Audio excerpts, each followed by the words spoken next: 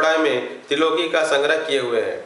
वह अपनी शोभा से विचित्र एवं दिव्य वस्त्राभूषणों की शोभा को सुशोभित करने वाला होने पर भी पीताम्बर आदि अपनी वेशभूषा से सुसज्जित है। अपनी अपनी अभिलाषा की पूर्ति के लिए भिन्न भिन्न मार्गों से पूजा करने वाले भक्तजनों को कृपा पूर्वक अपने भक्तवांछा कल्पतरु चरण कमलों का दर्शन दे रहे हैं, जिनके सुंदर अंगुलीदल नखचंद्र की चंद्रिका से अलग अलग स्पष्ट चमकते रहते हैं।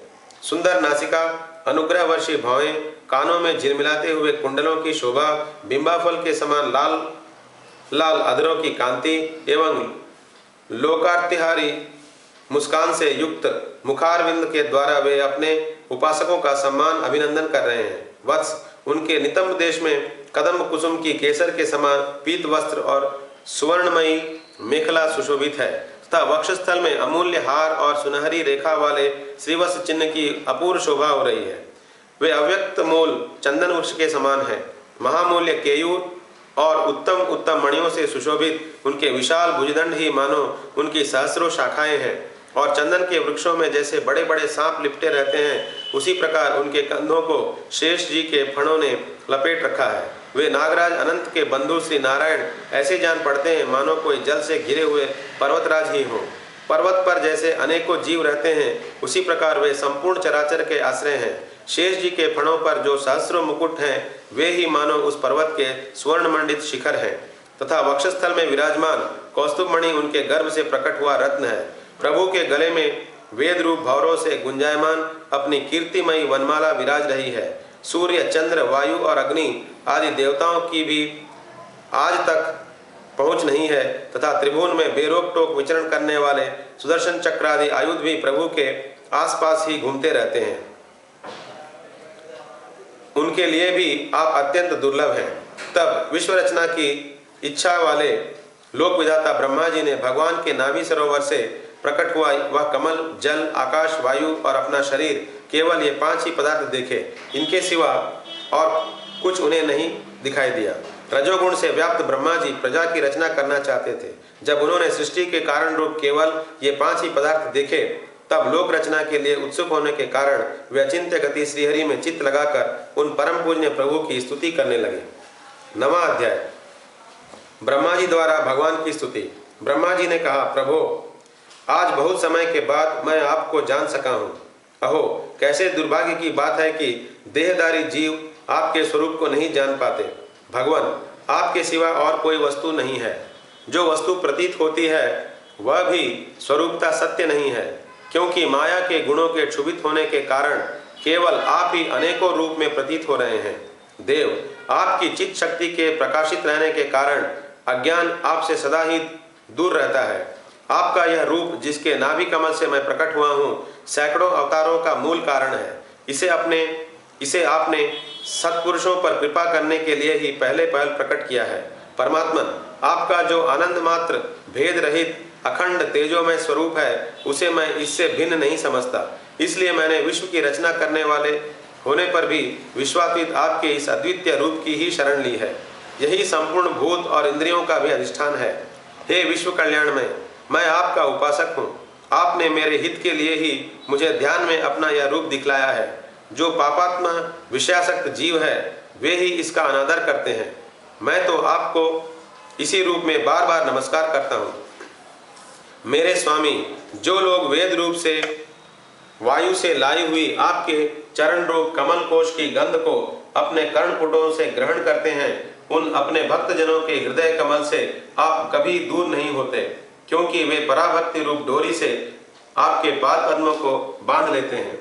जब तक पुरुष आपके अभयप्रद चरणारविंदों का आश्रय नहीं लेता, तभी तक उसे धन, घर और बंधुजनों के कारण प्राप्त होने वाले भय, शोक, लालसा, दीनता और अत्यंत लोभ आदि सताते हैं, और तभी तक उसे मैं मेरेपन का दुराग्रह रहता है, जो दुख का एकमात्र कारण है। जो लोग सब प्रकार के अमंगलों को नष्ट करने वाले आपके श्रवण कीर्तनादि प्रसंगों से इंद्रियों को हटाकर लेश मात्र विषय सुख के लिए दीन और मन ही मन लालायित होकर निरंतर दुष्कर्मों में लगे रहते हैं, उन बेचारों की बुद्धि दैव ने हर ली है। अच्युत, उरुक्रम, इस प्रजा को भूख, प्यास, वात, पित्त, कफ, सर्दी, गर्मी हवा और वर्षा से परस्पर एक दूसरे से तथा कामाग्नि और दुस्सह क्रोध से बार बार कष्ट उठाते देखकर मेरा मन बड़ा खिन्न होता है। स्वामिन, जब तक मनुष्य इंद्रिय और विषय रूपी माया के प्रभाव से आपसे अपने को भिन्न देखता है, तब तक उसके लिए इस संसार चक्र की निवृत्ति नहीं होती। यद्यपि यह मिथ्या है, तथापि कर्मफल भोग का क्षेत्र होने के कारण उसे नाना प्रकार के दुखों में डालता रहता है। दैव, औरों की तो बात ही क्या, जो साक्षात मुनि हैं, वे भी यदि आपके कथा प्रसंग से विमुख रहते हैं तो उन्हें संसार में फंसना पड़ता है। वे दिन में अनेक प्रकार के व्यापारों के कारण विक्षिप्त चित्त रहते हैं, रात्रि में निद्रा में अचेत पड़े रहते हैं। उस समय भी तरह तरह के मनोरथों के कारण क्षण क्षण में उनकी नींद टूटती रहती है तथा देववश उनकी अर्थ सिद्धि के सब उद्योग भी विफल होते रहते हैं। नाथ, आपका मार्ग केवल गुण श्रवण से ही जाना जाता है। आप निश्चय ही मनुष्यों के भक्ति योग के द्वारा परिशुद्ध हुए हृदय कमल में निवास करते हैं। पुण्य श्लोक प्रभु, आपके भक्तजन जिस जिस भावना से आपका चिंतन करते हैं, उन साधु पुरुषों पर अनुग्रह करने के लिए आप वही वही रूप धारण कर लेते हैं। भगवान, आप एक हैं तथा संपूर्ण प्राणियों के अंतःकरणों में स्थित उनके परम हितकारी अंतरात्मा है। इसलिए यदि देवता लोग भी हृदय में तरह तरह की कामनाएं रखकर भांति भांति की विपुल सामग्रियों से आपका पूजन करते हैं, तो उससे आप उतने प्रसन्न नहीं होते जितने सब प्राणियों पर दया करने से होते हैं। किंतु वह सर्वभूत दया असत पुरुषों को अत्यंत दुर्लभ है। जो कर्म आपको अर्पण कर दिया जाता है उसका कभी नाश नहीं होता, वह अक्षय हो जाता है। अतः नाना प्रकार के कर्म, यज्ञ, दान, कठिन तपस्या और व्रतादि के द्वारा आपकी प्रसन्नता प्राप्त करना ही मनुष्य का सबसे बड़ा कर्मफल है, क्योंकि आपकी प्रसन्नता होने पर ऐसा कौन फल है जो सुलभ नहीं हो जाता। आप सर्वदा अपने स्वरूप के प्रकाश से ही प्राणियों के भेद भ्रम रूप अंधकार का नाश करते रहते हैं तथा ज्ञान के अधिष्ठान साक्षात परम पुरुष हैं। आप सर्वदा अपने स्वरूप के प्रकाश से ही प्राणियों के भेद भ्रम रूप अंधकार का नाश करते रहते हैं तथा ज्ञान के अधिष्ठान साक्षात परम पुरुष हैं। मैं आपको नमस्कार करता हूँ।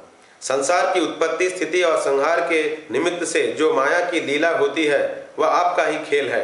अतः आप परमेश्वर को मैं बार बार नमस्कार करता हूँ।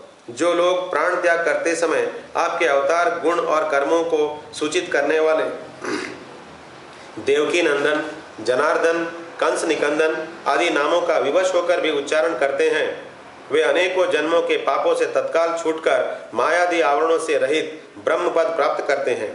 आप नित्य अजन्मा हैं, मैं आपकी शरण लेता हूँ। भगवान, इस विश्व वृक्ष के रूप में आप ही विराजमान हैं। आप ही अपनी मूल प्रकृति को स्वीकार करके जगत की उत्पत्ति, स्थिति और प्रलय के लिए मेरे, अपने और महादेव जी के रूप में 3 प्रधान शाखाओं में विभक्त हुए हैं और फिर प्रजापति एवं मनु आदि शाखा प्रशाखाओं के रूप में फैलकर बहुत विस्तृत हो गए हैं। मैं आपको नमस्कार करता हूँ। भगवान, आपने अपनी आराधना को ही लोगों के लिए कल्याणकारी स्वधर्म बताया है, किंतु वे इस ओर से उदासीन रहकर सर्वदा विपरीत निषिद्ध कर्मों में लगे रहते हैं। ऐसी प्रमाद की अवस्था में पड़े हुए इन जीवों की जीवन आशा को जो सदा सावधान रहकर बड़ी शीघ्रता से काटता रहता है, वह बलवान काल भी आपका ही रूप है। मैं उसे नमस्कार करता हूँ। यद्यपि मैं सत्यलोक का अधिष्ठाता हूँ, जो 2 परार्ध पर्यंत रहने वाला और समस्त लोकों का वंदनीय है, तो भी आपके उस काल रूप से डरता रहता है। उससे बचने और आपको प्राप्त करने के लिए ही मैंने बहुत समय तक तपस्या की है। आप ही अध्यज्ञ रूप से मेरी इस तपस्या के साक्षी हैं। मैं आपको नमस्कार करता हूँ। आप पूर्ण काम हैं, आपको किसी विषय सुख की इच्छा नहीं है, तो भी आपने अपनी बनाई हुई धर्म मर्यादा की रक्षा के लिए पशु, पक्षी, मनुष्य और देवता आदि जीव योनियों में अपनी ही इच्छा से शरीर धारण कर अनेकों लीलाएं की है। ऐसे आप पुरुषोत्तम भगवान को मेरा नमस्कार है।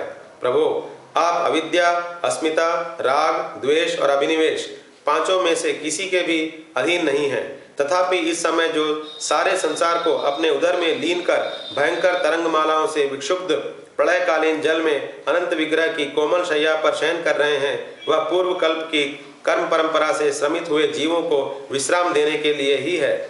आपके नाभि कमल रूप भवन से मेरा जन्म हुआ है। यह संपूर्ण विश्व आपके उदर में समाया हुआ है। आपकी कृपा से ही मैं त्रिलोकी की रचना रूप उपकार में प्रवृत्त हुआ हूँ। इस समय योग निद्रा का अंत हो जाने के कारण आपके नेत्र कमल विकसित हो रहे हैं। आपको मेरा नमस्कार है। आप संपूर्ण जगत के एकमात्र सुहृद और आत्मा हैं तथा शरणागतों पर कृपा करने वाले हैं। अतः अपने जिस ज्ञान और ऐश्वर्य से आप विश्व को आनंदित करते हैं, उसी से मेरी बुद्धि को भी युक्त करें, जिससे मैं पूर्व कल के समान इस समय भी जगत की रचना कर सकूं। आप भक्त वांछा कल्पतरु हैं। अपनी शक्ति लक्ष्मी जी के सहित अनेकों गुणावतार लेकर आप जो जो अद्भुत कर्म करेंगे, मेरा या जगत की रचना करने का उद्यम भी उन्हीं में से एक है। अतः इसे रचते समय आप मेरे चित्त को प्रेरित करें, शक्ति प्रदान करें, जिससे मैं सृष्टि रचना विषय अभिमान रूप मल से दूर रह सकूं। प्रभु, इस प्रलयकालीन जल में शयन करते हुए आप अनंत शक्ति परम पुरुष के नाभि कमल से मेरा प्रादुर्भाव हुआ है और मैं हूँ भी आपका ही विज्ञान शक्ति। अतः इस जगत के विचित्र रूप का विस्तार करते समय आपकी कृपा से मेरी वेद रूप वाणी का उच्चारण लुप्त न हो। आप अपार करुणामय पुराण पुरुष हैं। आप परम प्रेममयी मुस्कान के सहित अपने नेत्र कमल खोलिए और शेष शैया से उठकर विश्व के उद्भव के लिए अपनी सुमधुर वाणी से मेरा विषाद दूर कीजिए। श्री मैत्रेय जी कहते हैं, विदुर जी, इस प्रकार तप, विद्या और समाधि के द्वारा अपने उत्पत्ति स्थान श्री भगवान को देखकर तथा अपने मन और वाणी की शक्ति के अनुसार उनकी स्तुति कर ब्रह्मा जी थके से होकर मौन हो गए। श्री मधुसूदन भगवान ने देखा कि ब्रह्मा जी इस प्रलय जल राशि से बहुत घबराए हुए हैं तथा लोक रचना के विषय में कोई निश्चित विचार न होने के कारण उनका चित्त बहुत खिन्न है। तब उनके अभिप्राय को जानकर वे अपनी गंभीर वाणी से उनका खेद शांत करते हुए कहने लगे। श्री भगवान ने कहा, वेदगर्भ, तुम विषाद के वशीभूत हो आलस्य न करो, सृष्टि रचना के उद्यम में तत्पर हो जाओ। तुम मुझसे जो कुछ चाहते हो उसे तो मैं पहले ही कर चुका हूँ। तुम एक बार फिर तप करो और भागवत ज्ञान का अनुष्ठान करो। उनके द्वारा तुम सब लोगों को स्पष्टतया अपने अंतःकरण में देखोगे। फिर भक्ति युक्त और समाहित चित्त होकर तुम संपूर्ण लोक और अपने में मुझको व्याप्त देखोगे तथा मुझ में संपूर्ण लोक और अपने आप को देखोगे। जिस समय जीव काष्ठ में व्याप्त अग्नि के समान समस्त भूतों में मुझे ही स्थित देखता है, उसी समय वह अपने अज्ञान रूप मल से मुक्त हो जाता है। जब वह अपने को भूत, इंद्रिय, गुण और अंतःकरण से रहित तथा स्वरूपता मुझसे अभिन्न देखता है, तब मोक्ष पद प्राप्त कर लेता है। ब्रह्मा जी, नाना प्रकार के कर्म संस्कारों के अनुसार अनेक प्रकार की जीव सृष्टि को रचने की इच्छा होने पर भी तुम्हारा चित्त मोहित नहीं होता। यह मेरी अतिशय कृपा का ही फल है। तुम सबसे पहले मंत्र दृष्टा हो। प्रजा उत्पन्न करते समय भी तुम्हारा मन मुझ में ही लगा रहता है। इसी से पापमय रजोगुण तुमको बांध नहीं पाता। तुम मुझे भूत, इंद्रिय, गुण और अंतःकरण से रहित समझते हो। इससे जान पड़ता है कि यद्यपि देहधारी जीवों को मेरा ज्ञान होना बहुत कठिन है, तथापि तुमने मुझे जान लिया है। मेरा आश्रय कोई है या नहीं, इस संदेह से तुम कमलनाल के द्वारा जल में उसका मूल खोज रहे थे, सो मैंने तुम्हें अपना वह स्वरूप अंतःकरण में ही दिखलाया है। प्यारे ब्रह्मा जी, तुमने जो मेरी कथाओं के वैभव से युक्त मेरी स्तुति की है और तपस्या में जो तुम्हारी निष्ठा है, वह भी मेरी ही कृपा का फल है। लोक रचना की इच्छा से तुमने सगुण प्रतीत होने पर भी जो निर्गुण रूप से मेरा वर्णन करते हुए स्तुति की है, उससे मैं बहुत प्रसन्न हूँ। तुम्हारा कल्याण हो। मैं समस्त कामनाओं और मनोरथों को पूर्ण करने में समर्थ हूँ। जो पुरुष नित्य प्रति इस स्तोत्र द्वारा स्तुति करके मेरा भजन करेगा, उस पर मैं शीघ्र ही प्रसन्न हो जाऊंगा। तत्ववेत्ताओं का मत है कि पूर्त, तप, यज्ञ, दान, योग और समाधि आदि साधनों से प्राप्त होने वाला जो परम कल्याणमय फल है, वह मेरी प्रसन्नता ही है। विधाता, मैं आत्माओं का भी आत्मा और स्त्री पुत्रादि प्रियों का भी प्रिय हूँ। देहादि भी मेरे ही लिए प्रिय हैं, अतः मुझसे ही प्रेम करना चाहिए। ब्रह्मा जी, त्रिलोकी को तथा जो प्रजा इस समय मुझ में लीन है, उसे तुम पूर्व कल्प के समान मुझसे उत्पन्न हुए अपने सर्ववेदमय स्वरूप से स्वयं ही रचो। श्री मैत्रेय जी कहते हैं, प्रकृति और पुरुष के स्वामी कमलनाभ भगवान सृष्टिकर्ता ब्रह्मा जी को इस प्रकार जगत की अभिव्यक्ति करवाकर अपने उस नारायण रूप से अदृश्य हो गए। हरे कृष्ण कृष्ण कृष्ण हरे हरे, हरे राम राम राम हरे हरे, हरे कृष्ण कृष्ण कृष्ण